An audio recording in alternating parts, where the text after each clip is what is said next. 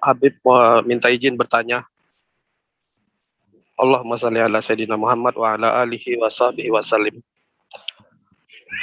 Eee,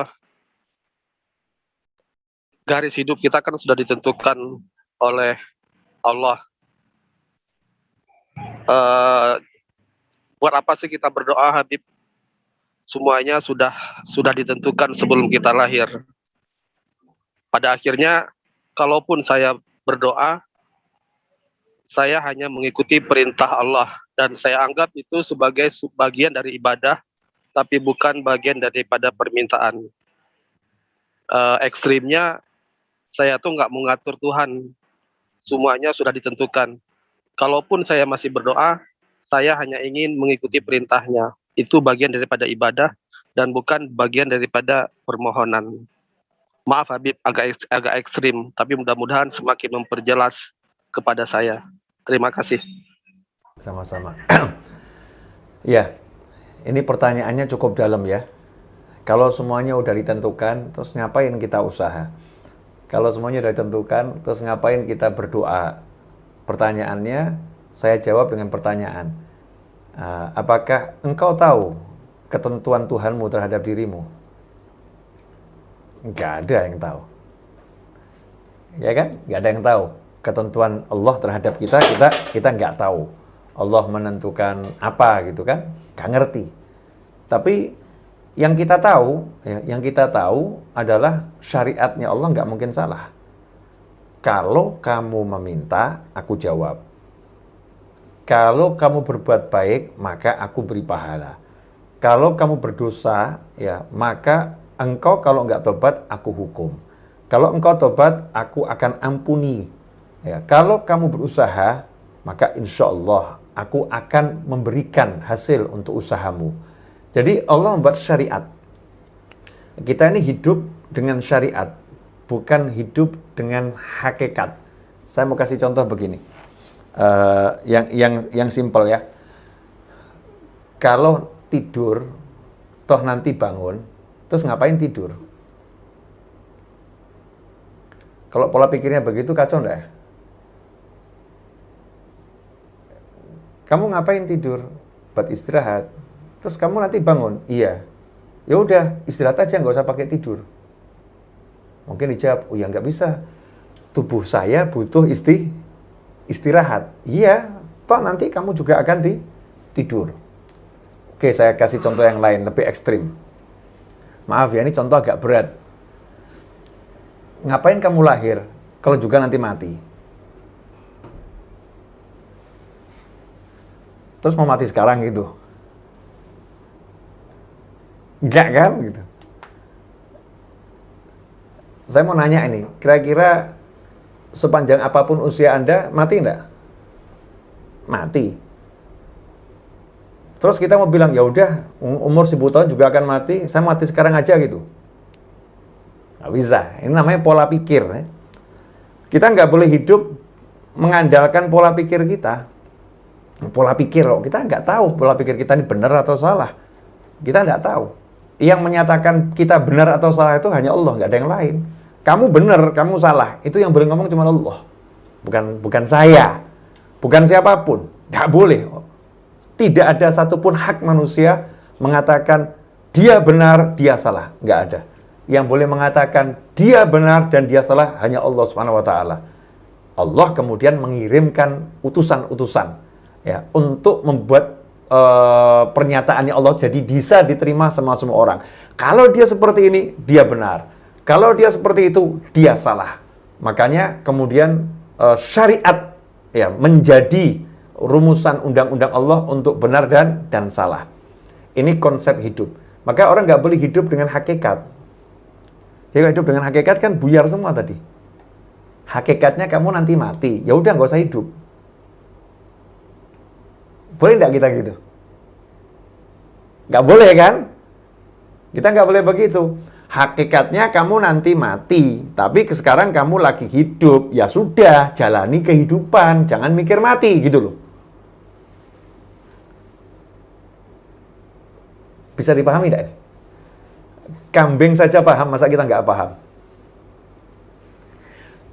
Ini saya ngomong begini agak pedes ya, kambing saja paham. Gimana Bib kambing paham? Loh, kambing itu nggak ada kambing nggak paham kalau dia bakal disembelih.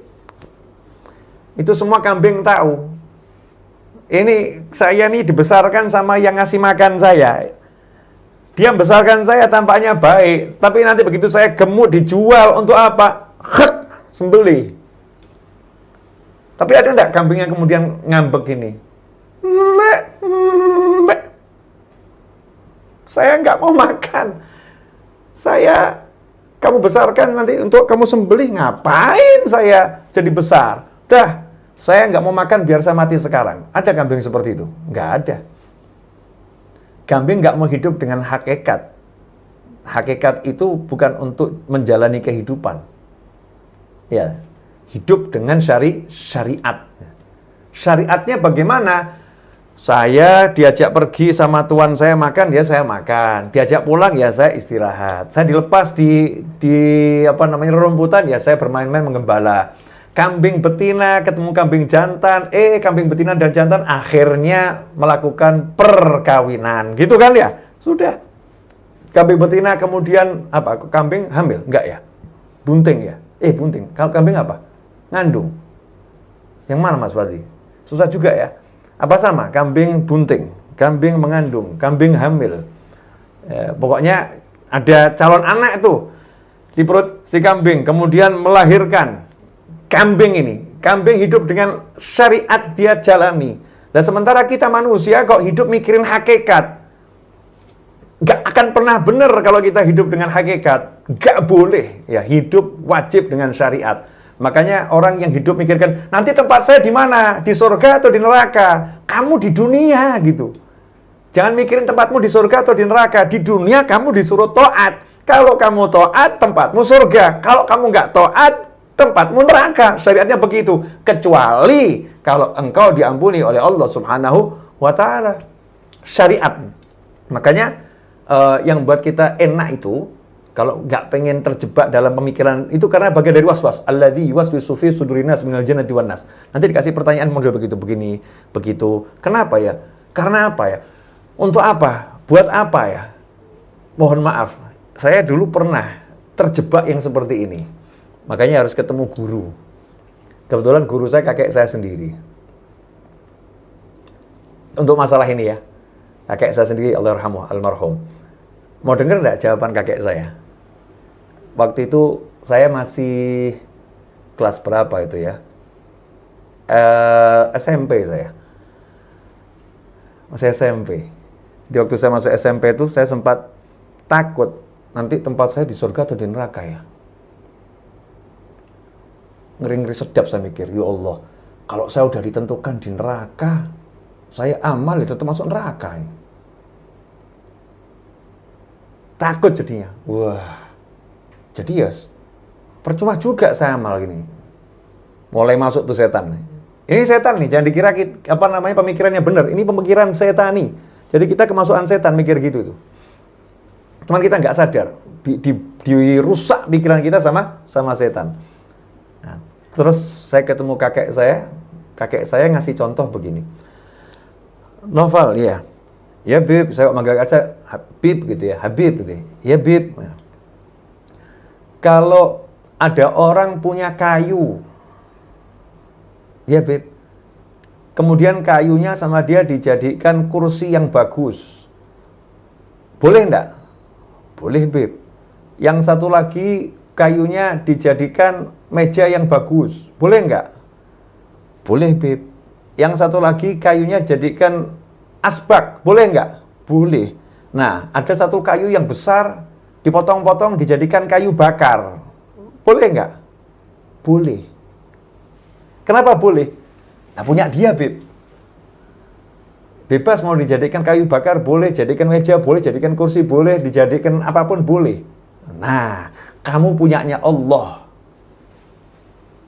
Jadi Allah memasukkan kamu neraka, memasukkan kamu surga, itu urusannya Allah. Nggak ada buruknya perbuatan Allah. Miliknya Allah. Yang buruk kalau kamu mulai nanya-nanya sama Allah. Ya Allah, kok saya dijadikan ini kenapa? Itu buruk. Sampai di sini udah mulai paham belum nih?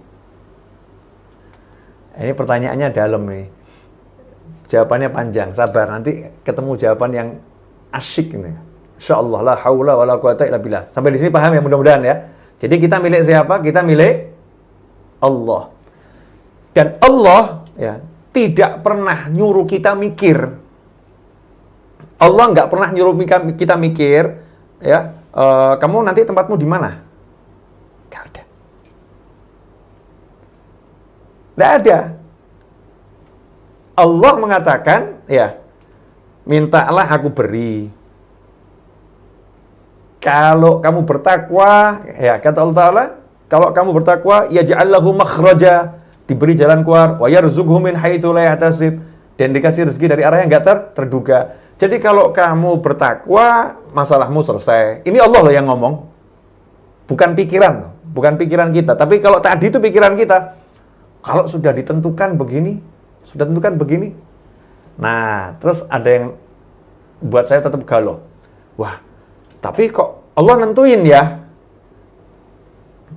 Ini setan ini. Kok Allah nentuin ya? Katanya Allah Maha Pengasih, katanya Allah Maha Penyayang. Kok Allah nentuin? Kalau Allah tidak punya kemampuan menentukan, berarti kita punya kemampuan menentukan.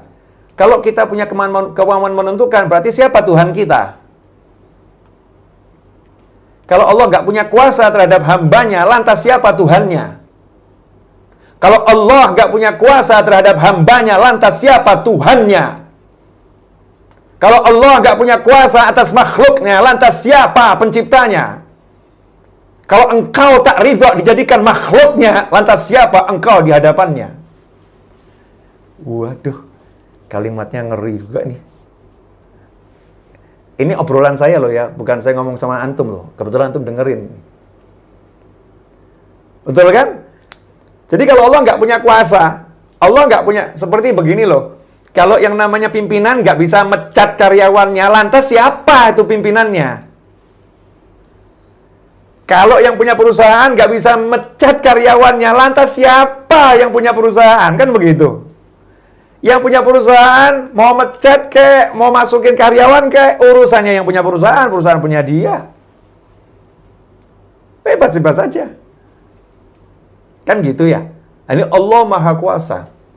Tapi yang namanya Pak Novel ini kan anak muda SMP loh, SMP itu saya. Kepalanya bergejolak. Wah. Tapi kan Allah nentuin ya. Ya kamu punyanya Allah. Masih ini belum puas ini. Setannya masih banyak. Setan saya itu kalahnya cuma satu.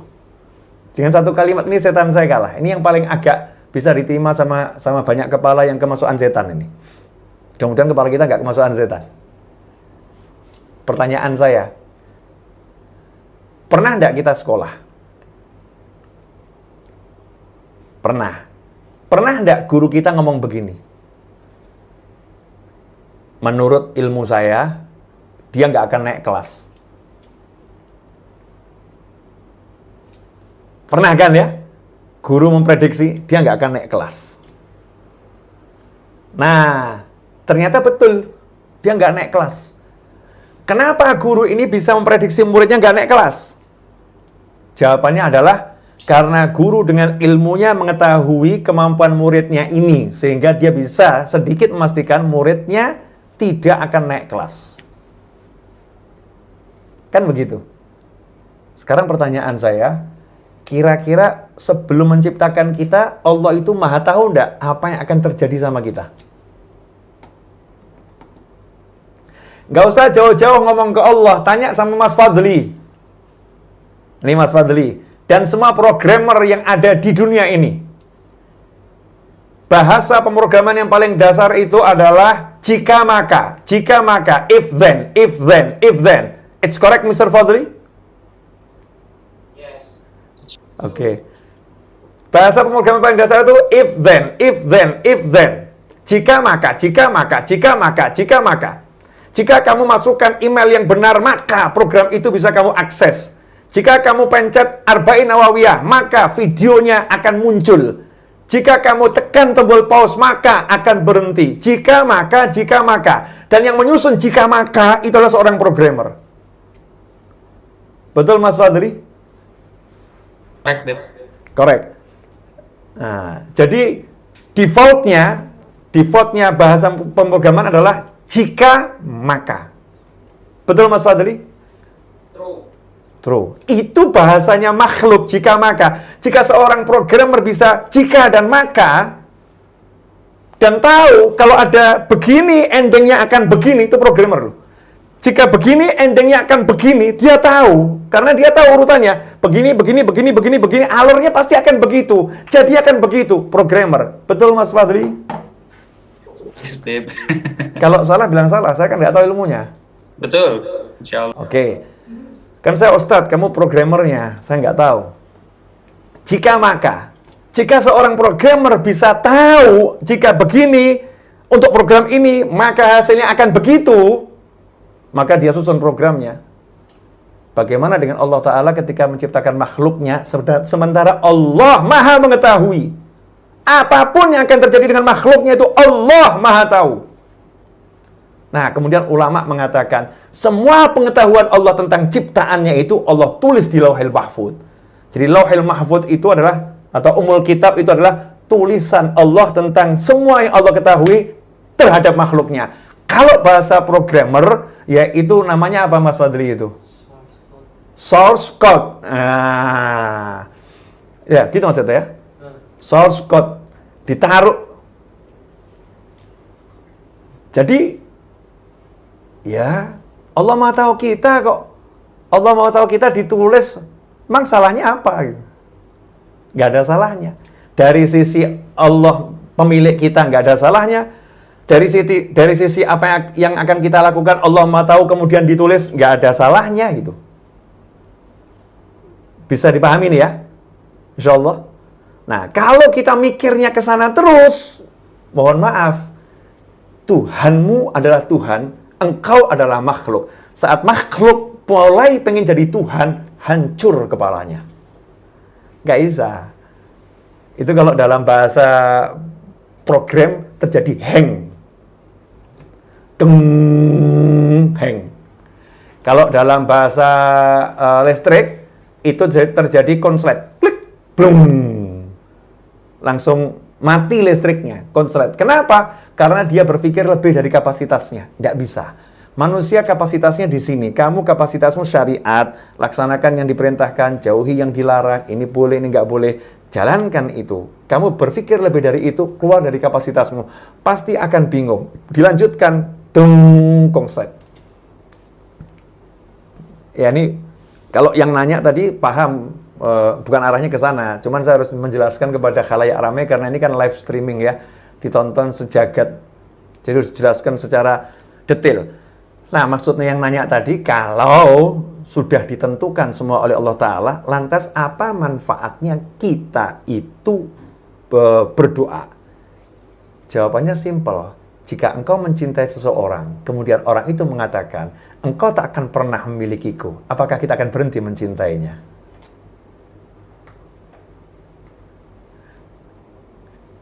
Will you stop loving her? Gitu kata bule. Betul Mas Fadli? I love you, babe. Aduh Mas Fadli, laki sama laki kok love you. Love you too. Wah, seneng banget tuh Mas Fadli. Kalau katanya Aska ya, anak Deddy Corbuzier itu ya. Ya, I love you more than you apa? No. Oh. Katanya, aku mencintaimu lebih dari engkau tahu ayah gitu.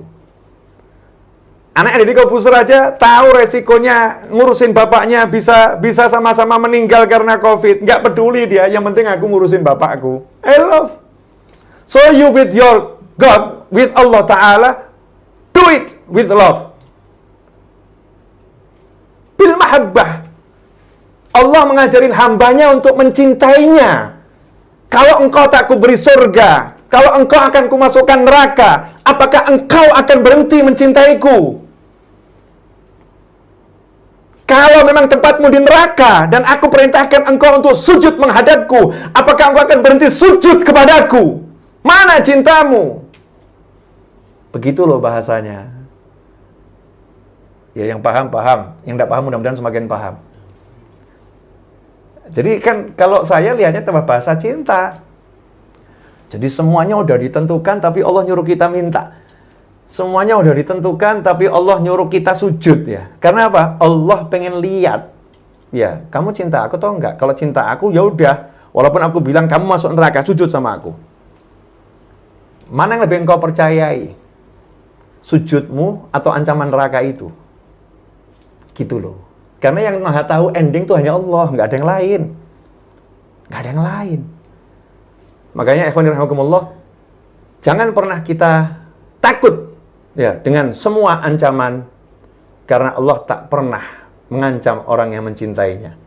Jika kita mencintai Allah Subhanahu wa taala, maka duduk bersama Allah itu adalah surga sebelum surga yang ada di sana nanti. Dan jika kita mencintai Allah, menjauhi Allah adalah neraka sebelum neraka yang ada di sana nanti. Kurang lebih seperti itu Mas Fadli. Jazakumullah khairan. Panjang banget nih jawabannya.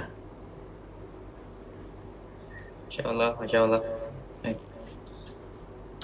Dan terima kasih pertanyaan dari Pak Edi Marwansyah ini tadi sangat memberikan kita ilmu, Beb. Menyadarkan kalau kita makhluk gitu, Beb. Mohon maaf kalau Makhluk itu ya makhluk gitu loh. Ya, makhluk kok mau jadi Tuhan kan tidak bisa. Terus makhluk mau tahu rahasia Tuhan tidak bisa. Kalau makhluk tahu rahasia Tuhan, terus siapa Tuhannya, siapa makhluknya? Tidak bisa. Masya Allah. Baik, baik. Alhamdulillah, alhamdulillah. Ini kalau dengar Dan kita diberi hati yang ridho sebagai makhluk.